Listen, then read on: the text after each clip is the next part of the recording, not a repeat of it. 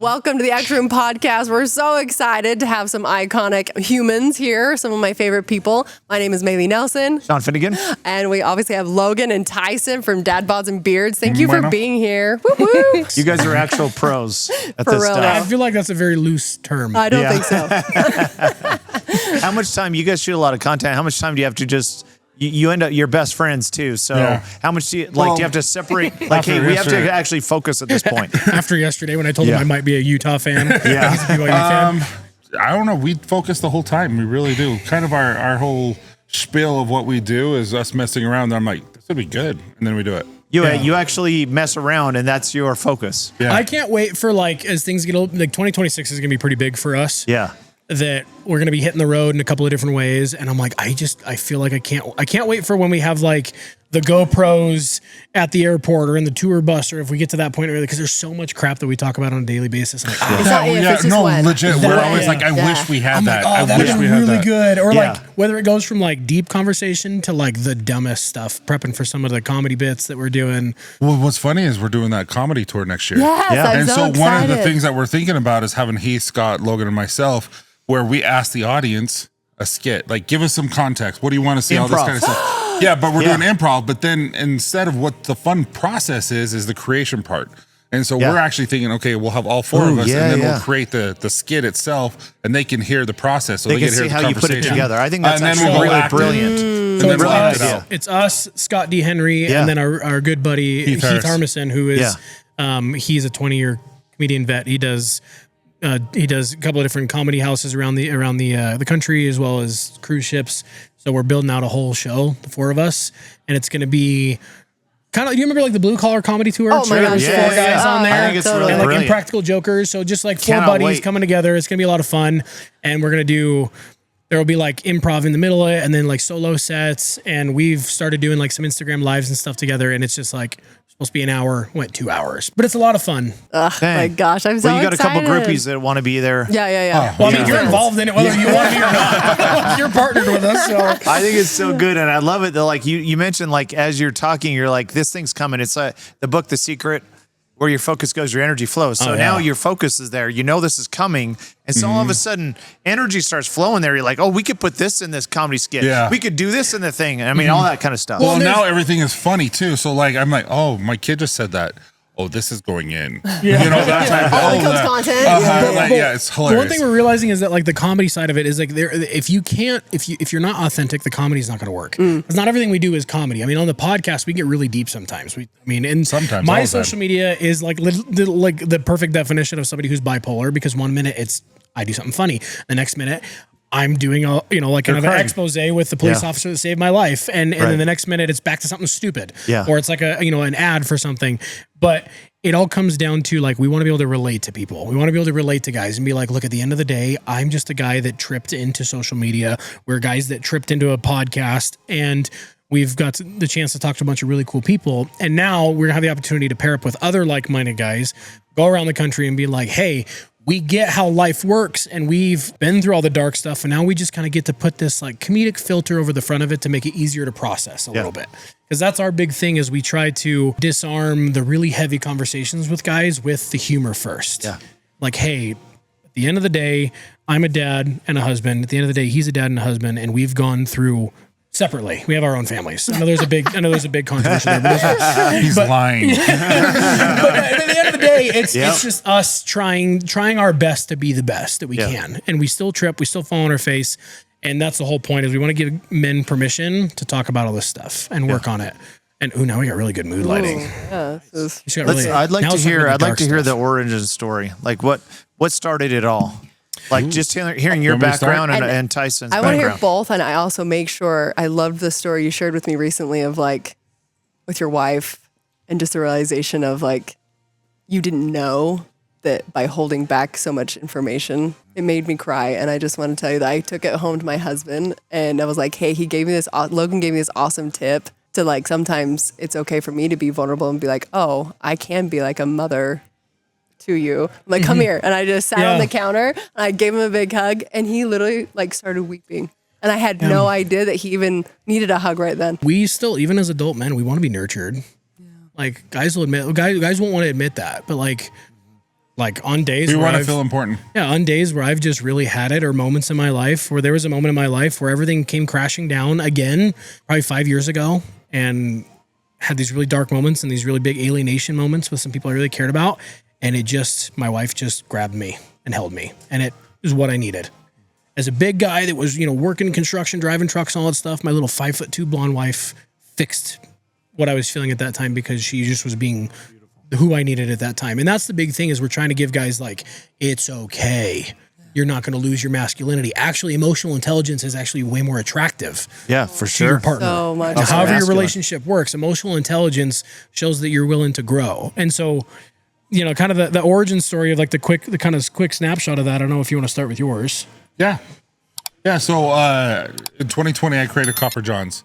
And the whole philosophy of that, the whole motto was be proud of who you are. Because I was always been not. Meaning like I didn't like how I looked. I didn't like how I felt and all that. And I had to grow a beard for a play. I always am kind of like how you are with your daughter. I am with my kids. And he's way into plays and theater. And so I'm like, okay, I'm going to be with you. I want to hang out with you. I'm going to do theater with you. And so I had to grow a beard. Didn't know I could. And the confidence I got growing a beard, it was like, I love this. I never want to not have a beard. And so I created this company because I'm allergic to a lot of beard oils and stuff like that. And so I created my own. And be proud of who you are is because I was so proud of how I looked and how I felt with the beard. And so I created Copper Johns. And with Copper Johns, I have a show on YouTube called Copper Lodge on my channel where I interview men and women alike. And they get to tell us who they are, kind of like what you're doing right now. Yeah. But with my customers, and all the customers get to see them, and we get to root for them, we get to cheer them on. So Logan calls me. No, he didn't call me. He reached out to me through TikTok. I messaged your business page on TikTok. And I responded to him, and I'm like, dude. Slid into his DMs. Yeah. and we got to know each other, and come to find out we were right next to each other, and I had him on the Copper Lodge. Right when we had him on the Copper Lodge, I'm like, dude. I was just a little baby. Did we just become best friends? Yeah. No. That's serious. It was like there was something there. Like, no. And then we met at a beard competition. I'm like, there is something there. Yeah. And we became almost best friends immediately. Yeah. Like, it was the weirdest thing ever. Because it's not like you were 18 years old becoming best friends in high school. No, we were like 33 and 43. Or like 32 and 42. Anyways, but yes, that's kind of how that, because I was like newish to TikTok, and I was like still like the big beard, and I was trying to find my voice on there. And I was doing like some beard stuff, and I was like, hey, what's your scent profiles? And he's like, oh, if you want to make some videos, I'll just send you some samples. Gave him my address. He's like, oh, you're in Utah? So then we ended up meeting up at the beard competition where I kind of repped Copper Johns. And took second, right? Oh, I got stiffed. That guy, got robbed. Cut his beard the night before to be in the shorter category. Yeah. I would have won had he not. Oh yeah, that was got robbed. Yeah. Kind of like Utah versus BYU. No, I'm just gonna keep poking that bear. But no, and then we did the Copper Lodge thing, and it was the feedback that he got was like, your guys' dynamic is really funny. Yeah. And you guys should start a podcast. And then that's when we just started doing stupid stuff on social media together. Oh, we did so much. And that's where it's like the Backstreet Boys one, or like when bro checks on bro and bro's not okay. So bro, like some of our like classic ones, which we really need to get back to doing more of those. But and then we were like, hey, let's start a podcast because we didn't have any intent of it being a men's mental health podcast. It was like episode 1 or 2. I think it was 2 when we started talking about, was it fathers? Yeah, like fatherhood. It was like, and it got deep. Beautiful. I have a history with mental illness. I was diagnosed bipolar 2017. So I've got my own journey with all of that. And that's a long story. I won't get into. Episode 6. So we got into that, and then. Can I say something real quick? What? Episode 6 was your bipolar moment, right? Well, I was just discussing. That's not when it happened, but yeah. No, so he never shared everything with me before. Until then. And it was just me and him. And it was the first time, like, I didn't really talk. It was an hour long, and he just wept. Can I use the word weep? Sure. Wepted. Yeah. And that's when I knew we had something. Oh, yeah, because you could be that vulnerable. Yeah, I'm like, okay, real. There's nothing like this. If we can continue showing men that this is okay, that you have the power to be better than you are, and it's all within you. And Logan just showed me something. I knew we were going to be something. And then the cool part is, thanks, buddy. And the cool part is like it's transformed into, now we've had some amazing people on the show. Sean, you've been on the show, and there's been like Sean's episode was really cool. I loved it, man. We've gone everything from honor. like really deep hearted stuff to like amazing entrepreneurial journeys to It's fun to hear the tasty treats stuff. Remember Yeah, the like we've tasty done like treats? Oh, that was fun. trendy Yeah. treat stuff. Oh, yeah, and Trendy and treats. because the thing is we try to find that human Yeah, Zeus element. was just We try to find like that top ramen story where everybody has this moment that if you ask them like, when was your Everyone. rock bottom? Yeah. Everybody has that. And so then what we try to do is find the kind of human element in that. And then sometimes it's just me and Tyson and we're talking and it goes really funny, or it can go really heartfelt, or it can go really serious. The whole thing is we just want to have this, show where you feel like you're just riding in the truck with your buddies.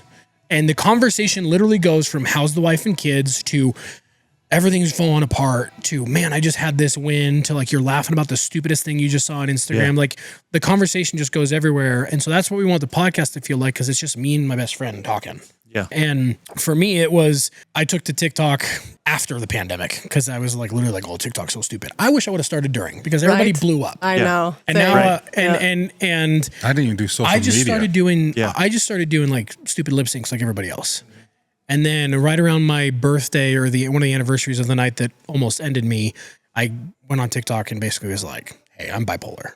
And this is what I deal with. We had already started. This is what I'm struggling with. So I'd already been kind of empowered by our own podcast, and I went there, and then it was like, oh, this is my platform.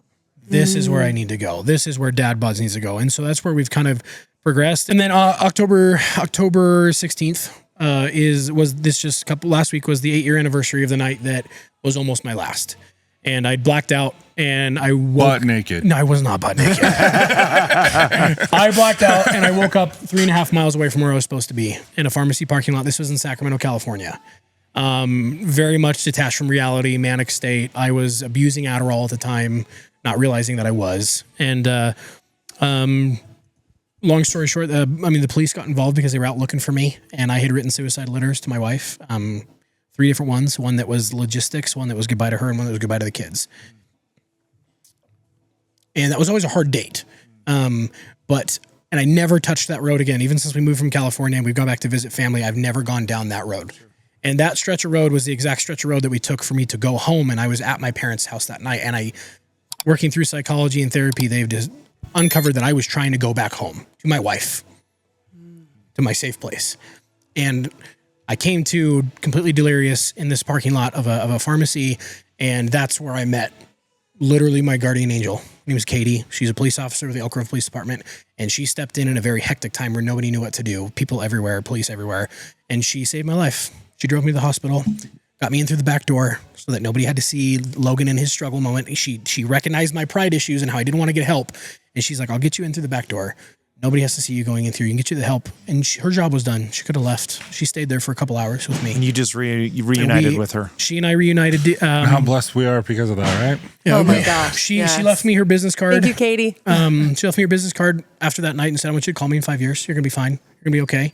And I did. Called her in 5 years. We reconnected. She shared the voicemail with me. It was really cool. And then last year, which was 7 years after, I got to introduce her to my wife and my kids. Mm. And introducing an 8-year-old and a 6-year-old to her and trying to explain to your kids what that meant, and just saying like, this is my friend Katie. She really helped me when I was sick. And then kind of like, as they grow up, we have those more deep conversations. But then on the 8th anniversary this year, Katie and I walked that road together, and we kind of tackled that beast together. And I got to tell her about everything that's been created since that night. And, and like, she's going to come out here. She's going to be on the podcast. And there's so many cool things that have happened just from the rock bottom. And that's the whole point. And this is the thing. And this is the reality of the situation. It's taken 2 years of our podcast for Tyson to finally be able to have not just the strength or the courage, not that you didn't, but it's just like the permission of everybody involved, because our stories include so many other, other supporting cast. Right? It's So a muscle that you hard. exercise. And that story came from his strength of showing the example to his family and the people involved in his story that this is like a meaningful situation and things that other people need to hear so that they can heal. And that's the whole thing, is we all Because go. mine involves the whole family, and so I couldn't share my story because it involved everyone. It impact everyone else. And so I didn't want anyone to feel less than or anything like that. So it was important to me that, hey, it's time. And finally I got that from my daughter, and she's like, okay, Dad, you can do it. And it's because of his example of her seeing how far he's come in his personal journey that she felt safe for her dad to talk about some of the darkest moments that they've had and the lessons they've learned. Yeah. So it's all about relatability for us. It's all about the authenticity. It's all about, we want people to be able to see themselves in what we're doing and realizing that like, we're no different than you. Yeah. We just happen to have a little bit less shame and social media accounts. So, I mean, 4 years ago was the first time that I ever shared my story, and it's because of the same thing, right? Like, there's so many people involved, you can hurt so many people's feelings. You know, and you don't want to put them in a bad. You don't want to put them in a bad situation when it, you know, and stories, there are your stories. So and that's the hard part is like, well, when you're younger, what your reality is might not actually be their reality. But it doesn't change the fact that it is your reality and it's what you have felt and have been carrying for so long or have been experiencing. And it was really hard. The first time that I finally it was actually a YouTube where I had shared it. Oh my gosh. Well, I have 22 siblings, right? So, did that and 5 moms. So it was 22 siblings? yeah, 5 moms. Her story? I guess not. Yeah. It's You pretty gotta wild. watch that 5 YouTube. moms. Yeah, you can watch that YouTube Okay, I'm going to channel. watch it. Yeah. And it's, and I not did know this? share, like I was very Raised in a vulnerable. cult. And, and I had a flux of people just saying like, oh my gosh, thank you. Like I never told people my story. I never, had the courage. Nobody knows what I've been through.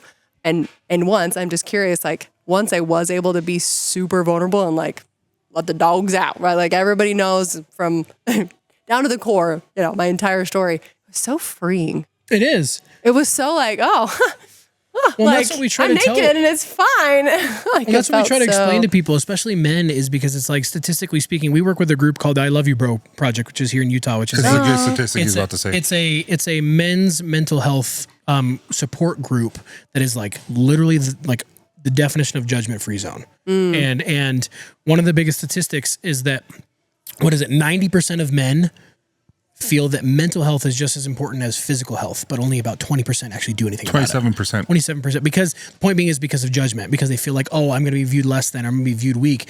And then women are a perfect example of vulnerability. You guys share everything with everybody, right? But then we feel like we have to be the rock. Sometimes we feel like we can't share that. And unfortunately, there are situations where guys share things. It takes on average one time for a guy to get shut down in his vulnerability that he will never open up again. So it's like it's really tough for some guys, and they're like, no, like, and it does happen in relationships, in families, and whatever. Guys will share one thing, and it's like, no, you're not. Quit being But think about this though. We guys have been trained, not necessarily by our parents or anyone else, just as society. We're not allowed to share, and so we do not have that skill set. And so all of a sudden, we're feeling like, hey, I am not okay. I'm going to share this with my wife.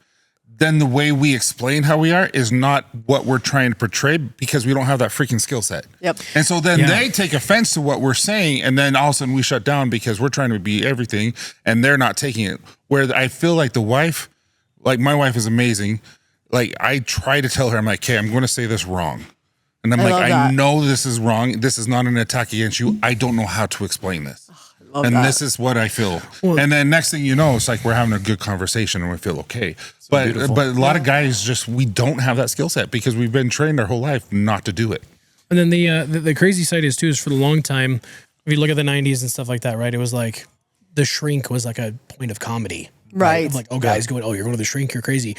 And other than that, basically the only help that existed for men for a long time, besides private therapy, which was viewed so negatively, was like, oh, you just need to go to anger management. Right. You just need to go to anger management. Okay, well that anger is actually like a masking emotion for maybe some deep-seated trauma, or you're feeling less than, or you're not making enough money, or you feel like you can't, you're not being intimate with your partner. There's so many other things that guys go through that just gets masked as like toxic masculinity or anger. So our thing is there's enough space for men in this world. That's undoubtedly the truth. But there's not enough healthy space. No. There's not enough places for guys to go to let down all the guards. And just like the amount of dudes who just need a freaking hug is ridiculous. Yeah. Like that's 60% what it is. 60% of the guys who go to I Love You Bro, check off. I just came for a hug. Yeah.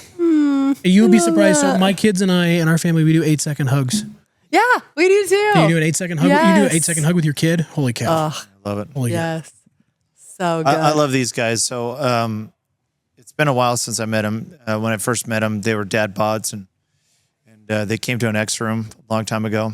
met Brock. I have not Brock's missed one. Whipped him. Haven't missed one. I think you've spoken at every one. I think you've been up on stage on every single and one. Boy, did I mess up today. And it was like, what was that joke you wrote for me that I was supposed to say? So Brock digs in and 90 pounds and 75? Yeah. About just over 60, yeah. In the last, year and a half? About a August. a little over a year, yeah. How crazy is that? So Still look got at the so much to go, transformation. though. Like- That is so wild. And So- then you have that piece, and then they also met Aaron Carr. Oh, Aaron. And so Aaron became the manager, and like how much content you've now done together, and sponsorships, and now you went out into the what's it, Dudley? Nunley, Justin Nunley. Danger Nunley, yeah. Yeah. Well, this is one thing Danger. I was going to say with the X Room, we were talking about like kind of opportunities and stuff like that. Like at the beginning of 2025, my whole financial world and my job exploded. Like not in a good way, like more imploded. Yeah. Lost my job with family, like months of paychecks in like due still that I was working for free for a while, and coming to the X Room and working with Aaron and working with my best friend and things like that has essentially saved me in a lot of other ways. And now I get to do what I want to do and what I love to do full time.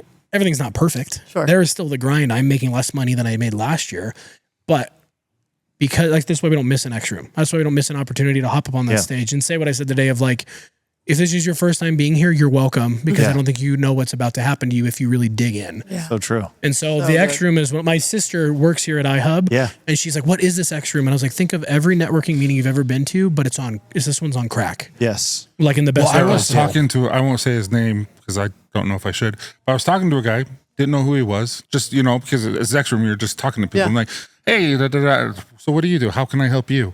And we started talking, and he's like, so I didn't ask for anything or anything. He's like, so how much do you need? And I'm like, what do you mean? He's like, for your company, like what would make your company go to the next level? Like, do you need 50, 60, 70,000? Like, what do you need? I'm like, what? Come to find out, he's like the billionaire here. And I'm just like, dude, you're so down to earth and everything. I had no idea. So we're going to go to lunch and talk. And just like, that's what the Power X Room really is. And all these connections that Sean and everyone's created is just like, it's freaking amazing. You guys like, do an awesome job putting some amazing people together. what? Yeah. I'm like, he's like, you're a You good never dude. know. Yeah, you're a good dude. It's like, I can just tell, like, I want to help. I'm I like, mean, we had you on the show. Maybe this is one of the last things we'll say is we had you on the show in August of last year. It was like, we'd never met you before. He met you and he was like, oh, hey, this guy, Sean Finnegan, he's going to come on the show. He's friends with Brock. I'm like, okay. Yeah. And then That's how I'm known. you're literally was like, your whole thing, you're like the powers in the follow-up. Yeah. The powers That's in right. like You you did it. well, you like, wrote in my book, and it was all about that too. Yeah, that's right. well, and the whole So point excited was about that, man. the whole point was like you literally are leaving money and opportunities and experiences on the table if Yeah. you don't follow. So I say this jokingly, but anytime you're like, hey, can you guys come to this? We move stuff. Yeah. Because when you guys put something on, this was huge today. Yeah, it was like today. 300 plus people Yeah. here. Yeah, It you're was like literally awesome. you're walking around like shh, and I think it was me every time. That you were Hey, shushing. what's I thought it was. Like, One of our brand deals is like a new energy drink, and I crushed 2 already today. So Nothing's yeah, changed yeah. since junior high for you. Yeah. It's like, you're always probably like, hey, Yeah. Logan. yeah, no, but if junior high Logan could see me now, he'd be Or it's like, just we want to take advantage of this. There's so many amazing It's so people amazing. here. Well, you've followed through. The riches are made in the follow through, and you've done it every single time. You've taken the connection, and then all of a sudden you've done a ton of stuff, and that's so rewarding for a networker, someone who connects people. It's like seeing 2 things happen. And, hey, this brought so much value to Brock. You've brought him tons of clients because of that, and then Aaron as well. Same. It's like all that relationship. well, and the cool thing is too is I love the fact of like getting to see all these different founders and entrepreneurs from literally startups to like some billionaires that are here. That's right. And it's cool to like people are like the X Room makes it like okay to be where you're at on your entrepreneurial journey. Like you don't have to be crushing it yet to be here. Yep. But at the same time, like if you are crushing it, like it's comfortable to be talking to these multimillionaires and billionaires here, and then you got these young entrepreneurs with these businesses set up around the backside. Yeah. And it's like so cool. It's like this perfect little like amalgamation of like both ends of the spectrum and everything in between. Yeah, well, and it's like you don't feel this like, oh, I can't be in this dude's presence. He's like, hey, how can I help you? And you're like, I love it. We love these 2. And Strict no asshole he's policy, made some though. promises to some very important people tonight to be in a pumpkin patch. Oh, yeah. Which I love you. That's like the number 1 relationship is those loved ones around my you. 2 little shits are waiting for pumpkins. Yes, I love it.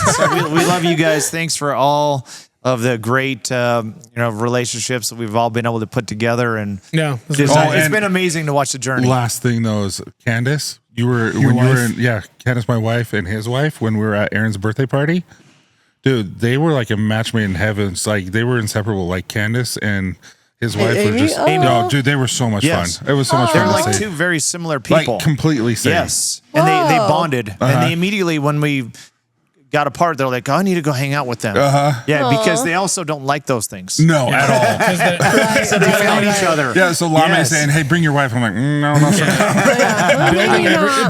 Is Amy coming tomorrow? Oh, yeah. Okay, I'll tell her. Yeah, she Candace is. will come. Yeah, we got to connect those two again for sure. That's so This is fun. awesome. Thank you guys. Thank you. Love you guys. Super grateful. Thank Very, you very for honored. giving the world what they, all the men, they need to hear your message. So share this with a loved one, share this with someone who you care about, because it's okay to have emotions and it's okay to feel. And I love what you guys are doing. So thank you.